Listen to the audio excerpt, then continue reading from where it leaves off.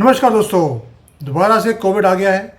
और क्या ये कोइंसिडेंस है कि कोविड दोबारा आ रहा है। 44 लोगों की मौत हो चुकी है और हालत ऐसी है कि अब 15 फोल्ड इंक्रीज हो चुका है कोविड का भारत के अंदर। ये कोइंसिडेंस नहीं हो सकता दोस्तों कि एक वो चीज़ जो मर चुकी थी दोबारा से ज़िंदा हो गई।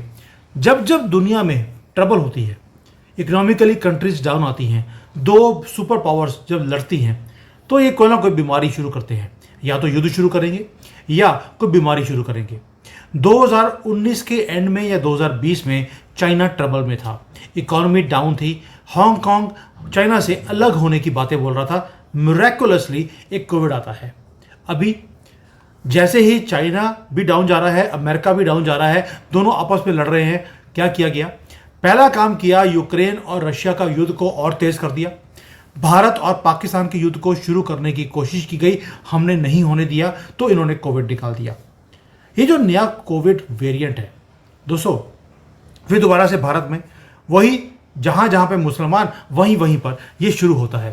केरला से शुरू हुआ, मैक्सिमम केसेस आपको केरला में ही दिखाई देते हैं। लास्ट टाइम भी आपको जो कोविड शुरू हुआ था वो केरला से शुरू हुआ था, आपको याद होगा। सेकेंड वेव भी, थर्ड वेव भी, यानी कि केरला अब एक वायरस बन चुका है भारत के लिए। बट आज मुद्दा केरला का नहीं है। मौतें होनी शुरू हो गई हैं, number of cases 15 fold increase हो चुके हैं। अब इसके पीछे रीज़न क्या है?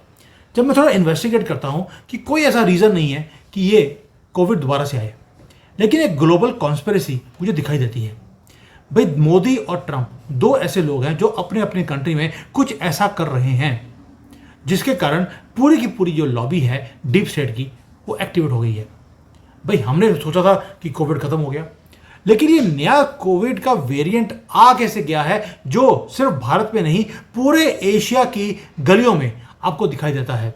मौतें होनी शुरू हो गई हैं, वो चाइना हो, वो सिंगापुर हो, मलेशिया हो या भारत हो। चाइना के अंदर तो ये हाल है कि अभी स्कूल्स के अंदर दोबारा से उन्होंने टेस्टिंग करनी शुरू कर दी बच्चों की, जो बच्चे स्कूल जा रहे हैं।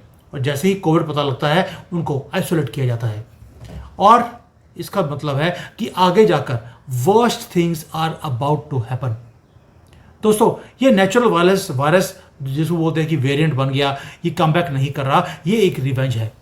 रिवेंज है ग्लोबल फार्मास्यूटिकल माफिया की तरफ से। क्यों?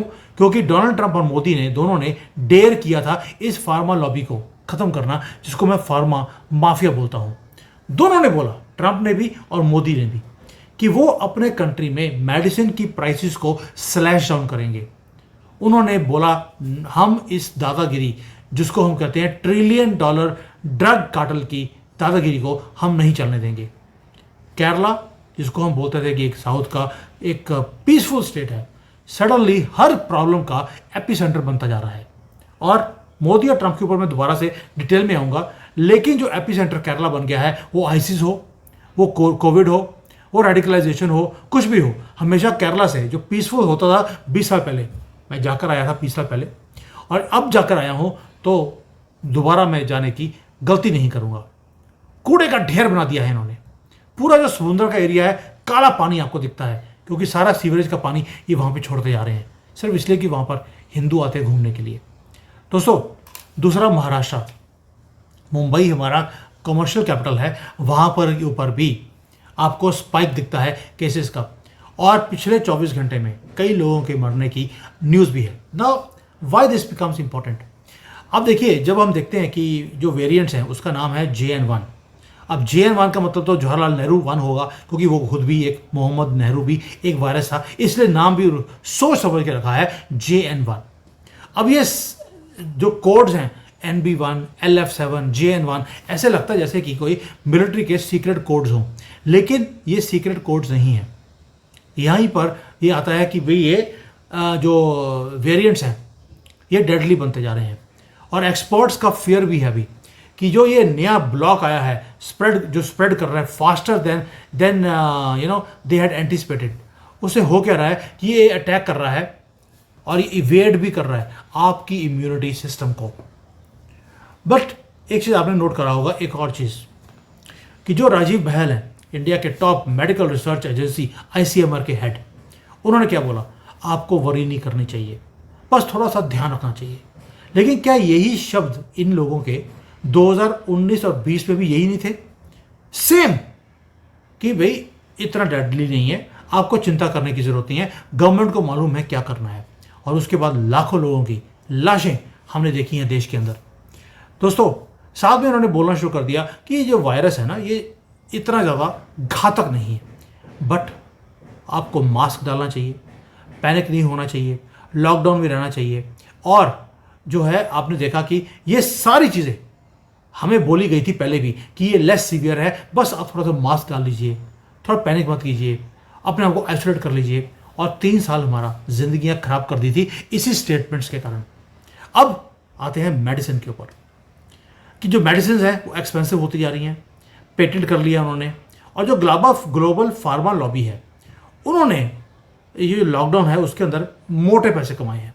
अब ये चाहते हैं दोबारा से पैसे कमाना।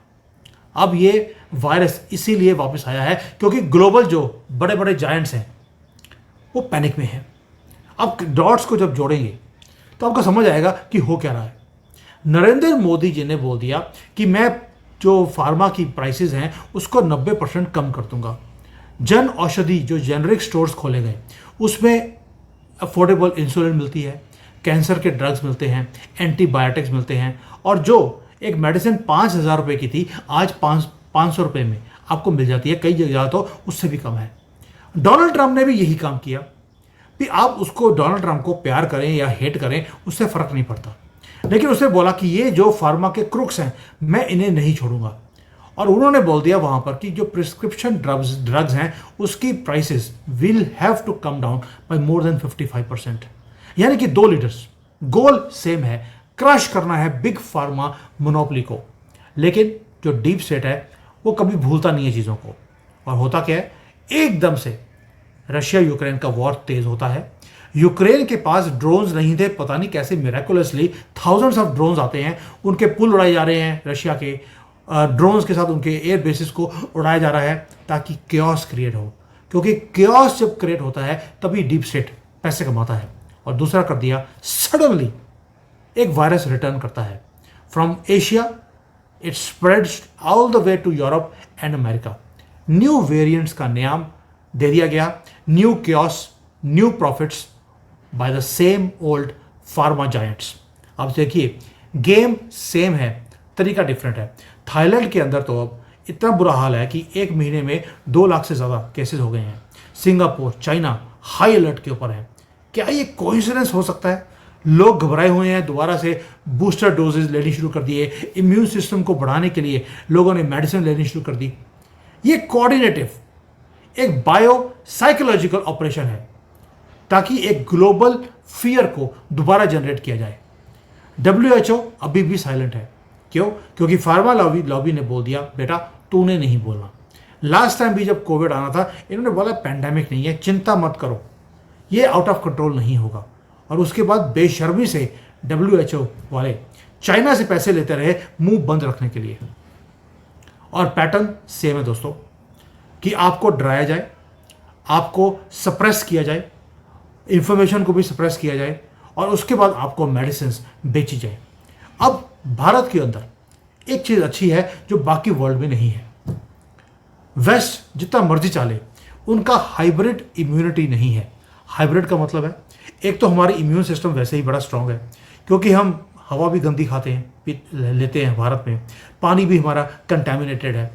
तो उससे हो क्या रहा है कि आहिस्ता आहिस्ता जो हमारी बॉडी की इम्यूनिटी है वो स्ट्रांग हो गई है। इसलिए ऊपर से हमने बूस्टर डोज ले लिया तो डबल हमारी इम्यूनिटी स्ट्रांग हो गई। लेकिन जो एक्सपर्ट्स हैं उन्होंने बोलना शुरू कर दिया, वेस्ट में और ईस्ट में ये चीज़ें नहीं हैं, हवा पानी साफ है, उनकी इम्यूनिटी बड़ी वीक होती है और ये जो इम्यूनिटी है और भी ज़्यादा कम होती हुई दिखाई देती है। अब दास गुप्ता जी हैं, वही जवाहरलाल नेहरू की जो यूनिवर्सिटी है JNU, उन्होंने बोल दिया कि भाई ये जो केसेस हैं, ये देखिए 15 फोल्ड केसेस, 15 टाइम्स ज़्यादा ये बढ़ चुके हैं पिछले 1 हफ्ते में, और ये अगले 4 हफ्ते में और भी ज़्यादा तेज़ होने वाला है। यानी कि सिचुएशन हो सकता है कि आउट ऑफ कंट्रोल हो जाए। और सॉल्यूशन JNU वालों ने दे दिया कि भाई आपको बूस्टर डोज लेनी चाहिए, आपको मेडिसिन लेनी चाहिए, आपको दवाइयाँ खानी चाहिए, आपको मास्क डालना चाहिए। यानी कि अब यूनिवर्सिटीज़ के थ्रू, मीडिया के थ्रू और डॉक्टर्स के थ्रू इन्होंने ये चीज़ों को स्प्रेड करना शुरू कर दिया, आप ले लीजिए वरना मौत हो जाएगी। लेकिन हमें पूरा सच अभी भी बताया नहीं जा रहा। ट्रंप ने वहाँ पर बिग फार्मा को रोका, वहाँ पे प्राइस ट्रांसपेरेंसी की बात करी।